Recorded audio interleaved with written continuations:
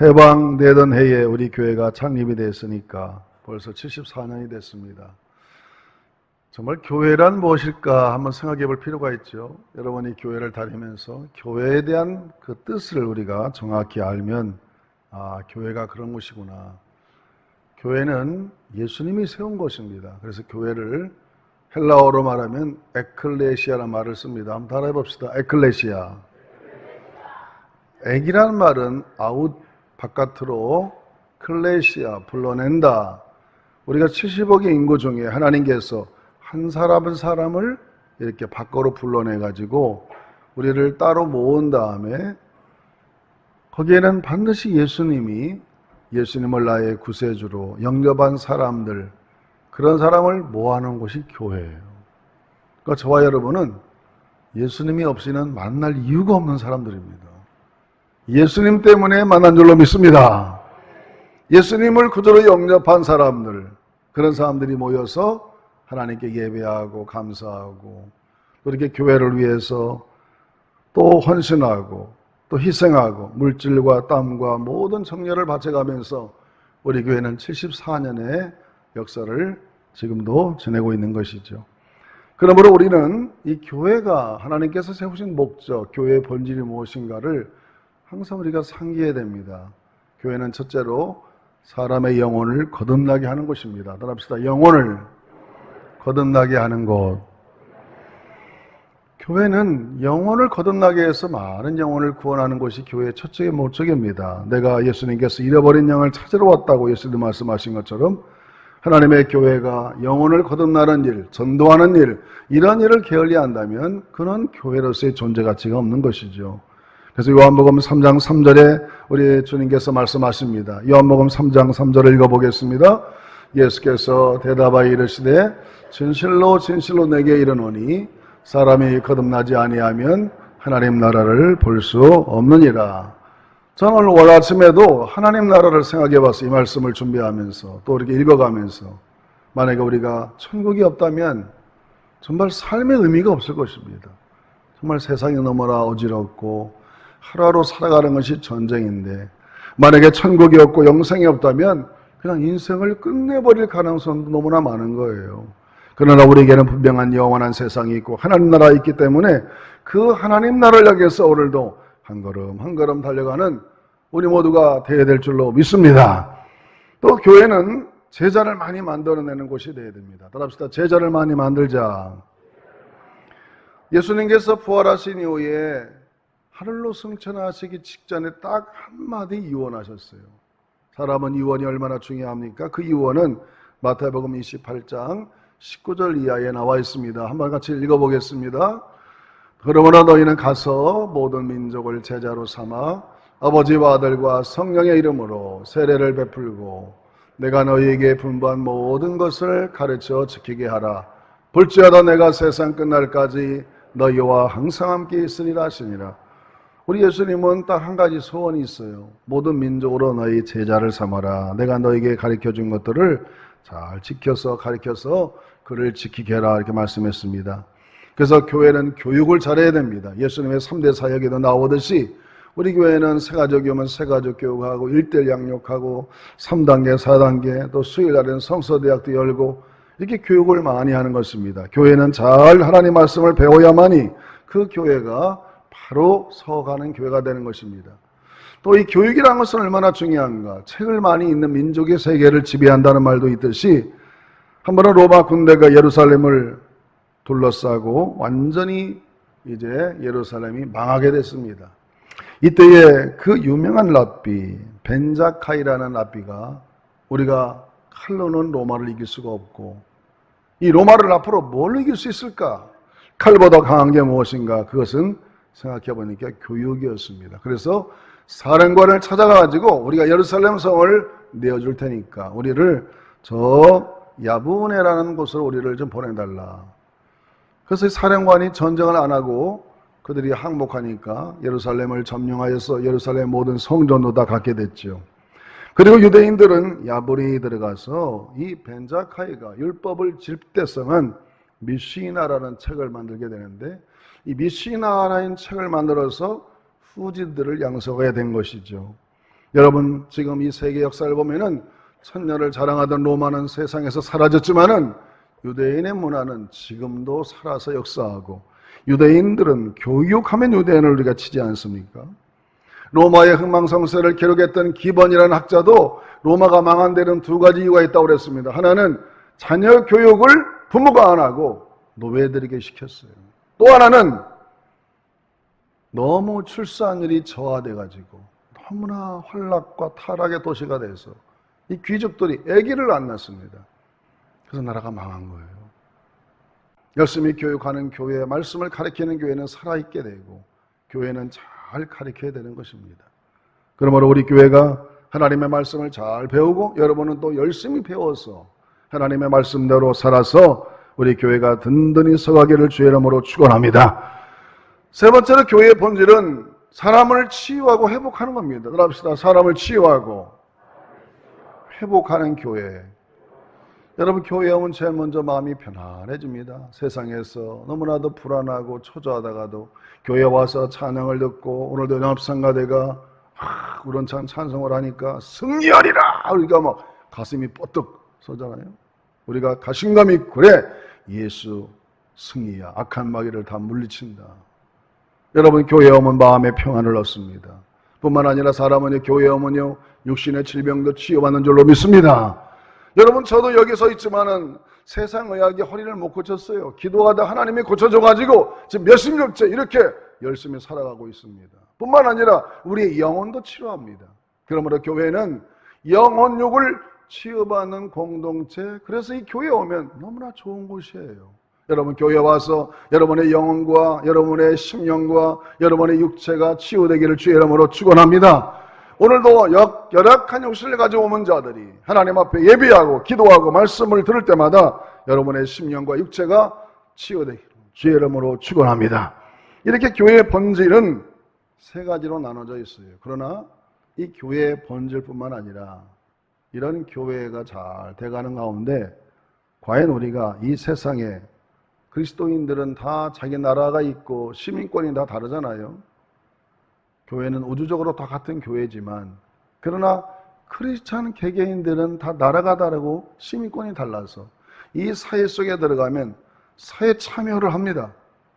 여러분 1919년 3.1운동 때도 기독교 인구가 우리나라 20만밖에 안 됐지만은 김인환 독립선언서를 작성한 사람 16명이 기독교인이었습니다. 물론 교회에서야 정치적인 활동을 하면 안 됩니다. 교회는. 그러나 교회에서 은혜 받고 성령 충만한 사람들은 이 사회에 나가면 사회 참여를 하는 거죠. 자기의 생각과 성경의 원리에 입각해서 기독교인으로서의 삶을 살아야 되는데 그 삶을 어떻게 살라고 말씀하시느냐. 하나님은 너희는 세상의 소금이다. 따라합시다. 너희는 세상의 소금이다. 빛이다. 그렇게 살라고 명령하신 거예요. 그렇게 되기 위해서는 어떻게 되느냐. 저는 다시 한번 우리 한국교회가 영적으로 무장해야 된다. 따라합시다. 영적으로 무장하자.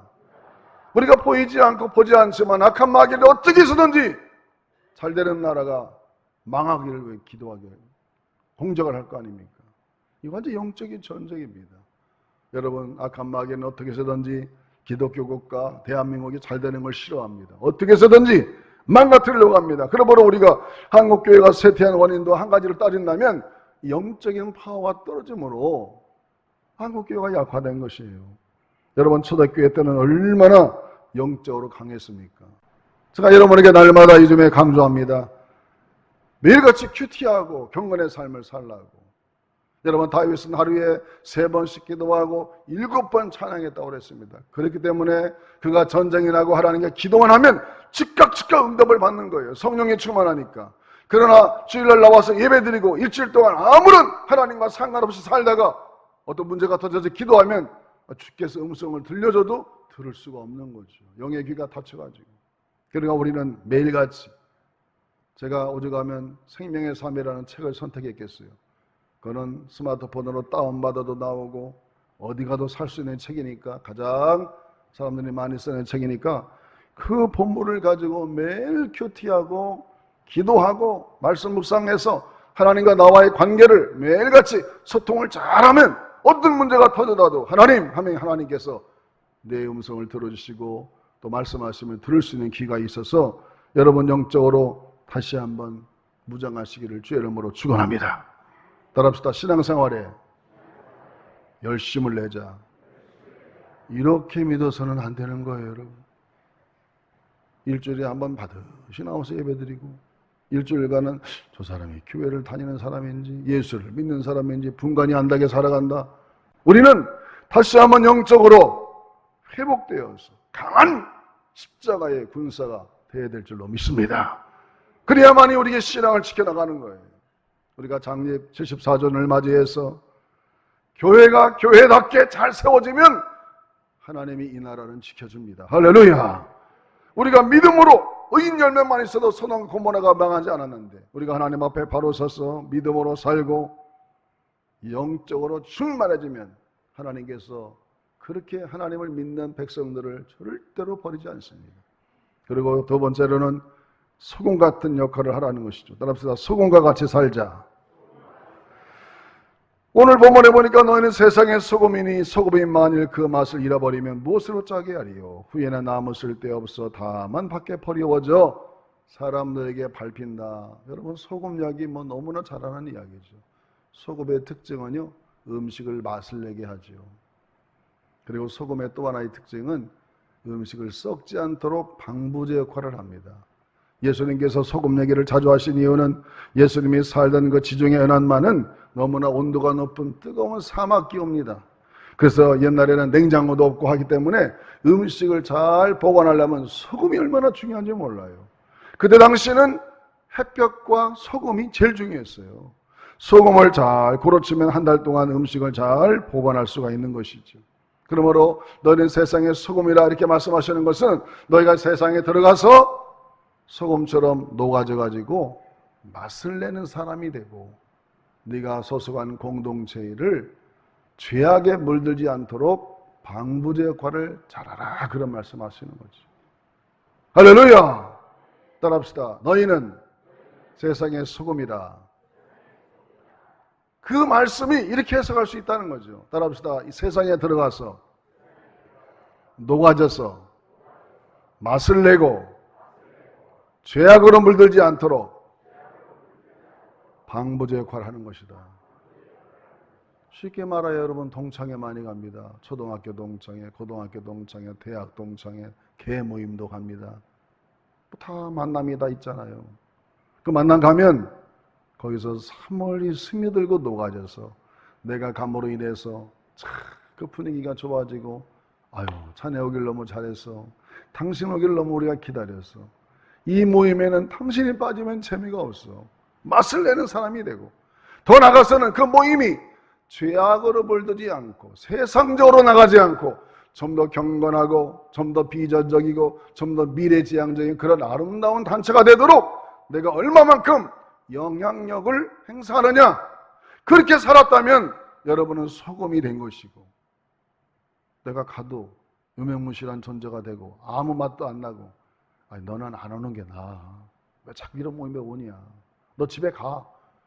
그리고 더 악으로 단체를 끌고 간다. 그러면 여러분 소금이 안 되는 거예요. 예수님께서 소금 얘기 많이 한 거. 좀 삶의 속에 들어가서 우리가 교회 와서는 거룩한 예배를 잘 드립니다. 교회는 구원의 공동체요. 사람을 거듭나게 합니다. 제자를 많이 만들어냅니다. 그리고 말씀을 잘 교육해서 훌륭한 사람들을 만들어내면 거기서 끝나면 안 된다는 것이죠. 세상 속에 들어가서 크리스찬으로서 어느 단체에 들어가든지 스며들어서 녹아져가지고 거기서 맛을 내는 사람이 되고 그리고 거기에서 사람들에게 선한 영향을 끼쳐서 그 사회를 변화시키는 그런 사람의 역할을 감당하시기를 주의 이름으로 축원합니다. 여러분 로마 AD 313년에 기독교가 됐는데 콘스탄틴 대제의 어머니가 얼마나 훌륭한 크리스찬인지 몰랐어요. 그 아들이 전쟁에 나가 전쟁할 때마다 처리하며 기도합니다. 아주 그 아들이 위험한 전쟁 속에 빠졌을 때 얼마나 그 어머니가 기도했는지 십자가가 탁 나타나서 그 전쟁을 이기고 나중에는 황제로 즉위했어요. 황제를 즉위한 이하에 그 아들이 예수를 영접하여 그래서 313년에 기독교가 된 거예요, 로마가. 여러분, 그때 기독교 인구가 몇 명이 나냐? 로마에는 2.7%밖에 안 됐습니다. 로마 인구에 별명되지 않는 기독교인들이 얼마나 소금 같은 역할을 하고, 예수 믿는 사람들은 경건한 사람들이다. 그래서 귀족들이 아내를 구할 때에 기독교 여자들을 데려갔다는 거 아닙니까? 그렇게 영향력을 행사하니까 그 사회가 바뀌어버린 거죠. 여러분, 저와 여러분이 이렇게 이 사회 속에서 소금 같은 역할을 잘 감당하기를 주의 이름으로 축원합니다. 따라합시다. 나는 소금이다. 내가 가는 곳마다 마신하고 죄악을 방지한다. 할렐루야. 그러면요, 기독교인들을 달라 보입니다. 야, 역시 예수 믿는 사람 다르다. 당신 참 이 모임에 필요해. 우리 교회는요, 얼마나 훌륭한 분들이 많은지 모릅니다. 여러분이 발표를 안 해서 그렇지, 우리 교회는 나라의 인물들이 많습니다. 얼마나 선한 영향을 많이 끼치는지 몰라요. 그런 훌륭한 분들이 많이 있습니다. 계속적으로 그렇게 살아라고 주님 말씀하십니다. 마지막 세 번째로 우리를 하나님께서는 너는 빛이다 이렇게 말했어요. 따라합시다. 너희는 세상의 빛이다. 여러분, 빛이라는 게 뭡니까? 어둠을 몰아내는 거예요. 이 세상은 점점 더 죄악이 칠같이 어두운 마음으로 끌려갑니다. 여러분, 역사가 진행될수록 더 밝은 사회가 되는 역사가 없어요, 여러분. 역사가 진행될수록 이 사회는 죄악으로 더 어두워져 갑니다. 오죽하면 기원전 4세기에 그리스의 디오게네스라는 철학자가 대낮에 등불을 들고 다니니까 제자들이 물었습니다. 선생님, 왜 이러고 다니십니까? 이 세상이 너무 어두워서 내가 사람을 찾고 있다. 이 세상을 밝힐 사람을 찾고 있다고 그랬습니다. 이 세상은 점점점 이기적이요, 나밖에 모르는 사회, 하나님과는 등지려고 하는 이 어두운 사회로 이 사회가 빨려가고 있기 때문에 우리는 빛의 자녀가 되어서 내가 등을 들고 이 세상을 밝게 비춰서 어둠의 죄악의 세력을 다 물러내야 될 줄로 믿습니다. 우리가 가는 곳마다 죄악이 물러가고 빛이 가는 곳마다 어둠이 물러가듯 우리가 가는 곳마다 주의 의로운 역사가 나타나는 그러한 빛의 사람으로 우리가 살아가라고 주님께서 오늘도 말씀하시는 것이죠. 빛의 사람의 삶을 더 구체적으로 말씀드린다면 에베소서 5장 8절 이하에 나옵니다. 에베소서 5장 8절 이하 한번 읽어보겠습니다. 너희가 전에는 어둠이더니 이제는 주 안에서 빛이라. 빛의 자녀들처럼 행하라. 빛의 열매는 모든 착함과 의로움과 진실함에 있느니라. 한번 따라합시다. 빛의 열매는 착하게 사는 것이고 의롭게 사는 것이고 진실하게 사는 것이다. 너는 세상의 소금이야. 소금은 어디든 가든지 네가 가면 그 분위기가 좋아지고 맛이 나야 돼. 그리고 그 자체를 하나님의 거룩한 방부제 역할을 해야 되고, 너는 세상의 빛이다. 빛이라는 게 뭐냐면 그냥 자연이 있어도 빛나게 돼 있어요. 비춰지게 돼 있습니다. 저 사람 교회 다닌 사람이야. 저 사람 교회에서 목사님이야. 저 사람 장로님이야. 권사님이야. 안수집사님이야. 집사님이야. 세상 사람들이 3년만 만나면 다 압니다. 저 사람 교회 목사님이네. 다 알아요. 그러면 어떻게 돼야 되느냐? 착하게 살아야 된다 이거죠. 따라합시다. 착하게 살자. 여러분, 사람들이 저 사람 교회 다니는데 저 사람 정말 착한 사람이야. 저는 가수 중에 한 분을 소개하는데 김장훈 씨라고, 요즘엔 잘 안 나오는 거 보고, 안 나와요 잘. 이분이 목사님 아들이더라고요. 키도 크고 옛날에 많이 나오고 노래 부르다가 재밌는 게 막 다리를 활짝 올려, 이렇게 확 올리잖아요 다리를. 그럼 저 사람이 무슨 쇼를 하나 했더니 아마 자기 아이덴티티를 만들려고 그렇게 하는, 노래하다 막 다리를 번쩍번쩍 올려요. 여러분, 이분이 그 젊은 나이에 좋은 일을 위해서 100억을 기부했다는 거. 100억. 이야, 100억을 모으기도 힘든데. 저 독도를 위해서도 몇 억 냈어요. 뉴욕 타임즈에 광고 내려고. 독도는 우리 땅이라고. 이게 바로 착하게 사는 거예요. 사람들이 볼 때, 야, 예수 믿는 사람들은 뭔가 달라도 달라. 이 세상 사람들이 볼 때, 나 저 사람 착한 사람이야. 그렇게 사람들이 닉네임이 붙어야 됩니다. 여러분, 교회 와서 예배 잘 드리고 세상에 나가시면 직장에서나 친구들 간에도 뒤에서, 야, 저 친구 참 참 좋은 사람이다. 저 사람처럼 좋은 사람 없어. 법 없이 살 사람이야. 할렐루야. 그런 사람 되면 하나님이 영광을 받을 줄로 믿습니다. 야, 저런 인간 되지 마라. 너 저 사람처럼 되지 마. 저렇게 악하면 안 된다. 그런 소리 들으면 되겠어요? 그러면 하나님 영광 가립니다. 주님이 너무 창피당해요. 그러므로 우리는 이 세상에서 착한 사람이 되라. 두 번째로 빛의 사람은요, 의로움. 따라합시다. 의로움. 의롭다는 것은 바르게 사는 거죠. 세상이 다 비뚤어져 가도 나는 하나님의 말씀대로 바르게 살겠다. 그리고 진실하게 사는 겁니다. 따라합시다. 진실하자. 사람이 좀 손해를 보더라도 뭔가 지적당하면 예, 맞습니다. 제가 그렇게 잘못했습니다. 인정해야 될 거 아니에요. 아무리 지적해도 인정을 안 해. 그럼 되겠습니까, 여러분? 그러면 안 되는 거예요. 진실하면요, 사람이 좀 부족하고 불이익을 내가 당해도 잘못당했으면 인정을 해야 나중에 그 사람을 더 인정합니다. 어떤 사람은요, 얼마나 거짓말을 잘하는지 오직하면 이런 말이 다 있어. 저 사람은 숨 쉬는 거 빼고 다 거짓말이라고. 아니, 얼마나 거짓말을 많이 하면 숨 쉬는 거 맨날 거짓말이라고 했어요. 근데 교회는 또 열심히 다녀. 그거 안 되는 거예요. 어디 성경에 그렇게 살라고 그랬습니까? 또 소설을 써요. 완전히 써서 막 뿌립니다. 뿌려 그냥 또. 가짜 뉴스를 뿌려. 여러분 그러면 되겠어요? 예수님께서 오늘 말씀하시면 너희는 세상의 빛이다. 그럼 빛의 사람이 어떻게 사는 거예요? 착하게 살고 바르게 살고 진실하면 그게 바로 세상 사람들이 다 알게 되고 나중에 야, 저 예수 믿는 사람들은 정말 달라. 저렇게 손해를 보더라도 진실하게 사는구나. 그러면 하나님이 보장할 줄로 믿습니다. 그런 걸 배우려고 교회 오는 거죠. 그래야 이 사회가 밝아질 거 아닙니까?